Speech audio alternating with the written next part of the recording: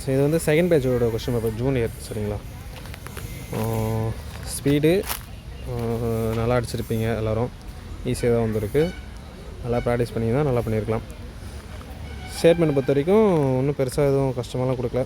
இந்த லைன் மட்டும் ஃபஸ்ட் லைனை சென்டர் பண்ணி அதை ஜாயின் பண்ணி அடிக்க சொல்லியிருக்காங்க நேராக. மற்றது 2 லைன் கொடுத்துருக்காங்க. இதெல்லாம் எப்பயும் போல் தான் கொடுத்துருக்காங்க. ஓகேங்களா? நம்பர்ஸ்லாம் சின்னதாக தான் இருக்குது, ஈஸியாக தான் இருக்குது. சரிங்களா? அதே பாருங்கள், ஃபஸ்ட் பேஜில் கொடுத்து தான் செகண்ட் பேஜில் கொடுத்துருக்காங்க பிஸ்னஸ் லெட்டர். அது ஈஸி தான். தமிழில் பாருங்கள், தமிழில் ஸ்பீடு.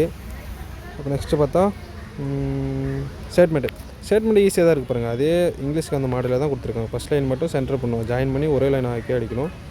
அதுக்கப்புறம் ஃபஸ்ட் லைன் ஸ்டேட்மெண்ட் பாக்ஸில் பார்த்திங்கன்னா ஒரே லைன் தான் கொடுத்துருக்காங்க. ரொம்ப சிம்பிளான ஸ்டேட்மெண்ட் இதெல்லாம். ஓகேங்களா? அப்புறம் இது 3த்துக்கு மட்டும் நீங்கள் என்ன பண்ணணும், சென்டர் பண்ணணும். ஓகேங்களா? அந்த ருப்பீஸ் இருக்குல்ல, ரூபாய், அது மட்டும் நீங்கள் 3 பாக்ஸை சென்டர் பண்ணி நல்லா அடிச்சிருக்கணும். லெட்ரு சர்க்குலர் லெட்டர் தான் கொடுத்துருக்காங்க. அதே ஃபஸ்ட் பேஜுக்கு வந்த லெட்டரை தான் கொடுத்துருக்காங்க. ஓகேங்களா?